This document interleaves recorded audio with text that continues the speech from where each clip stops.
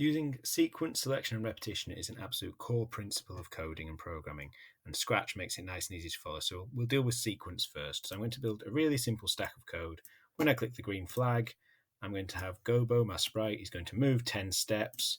Just to make it really obvious what's happening, I'm going to have him then wait a second, and I'm going to have him say hello for 2 seconds, and then we'll have him wait a second, and then I'm going to have him think for 2 seconds. So what will happen? I click the green flag, he'll move 10 steps, he'll wait a second, he'll say hello for 2 seconds, he'll wait a second, and he'll think for 2 seconds. Then that'll be the end of my script. So he's doing those things in sequence, starting from top to bottom. So he's moved 10 steps, he's waited, he said hello, 2 seconds is up, he's waited, and he's then thinking for 2 seconds. Now, sequence in Scratch always runs from top to bottom.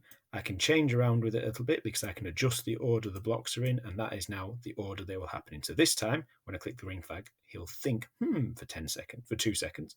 He'll move 10 steps. He'll wait a second. He'll say hello, and then this wait a second on the end will just be a second where he does nothing. So he's thinking he's moving 10 steps. He's waiting a second, and he said hello for 2 seconds, and then he'll wait a second, and then the script has finished and has completed. That is all there is to sequence. It is the order that things happen in.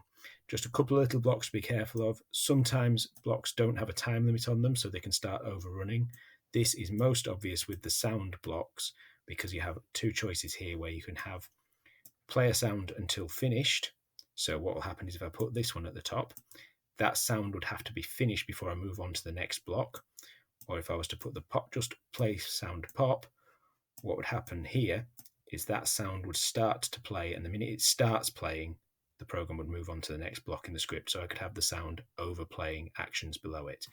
Those are the only things to be aware of with sequence that are a little bit odd. Sequence as a concept, start at the top, work your way down the lines of code. This reflects what happens in proper written code as well, and a set of instructions written on paper. You start at the top and you work your way down the list.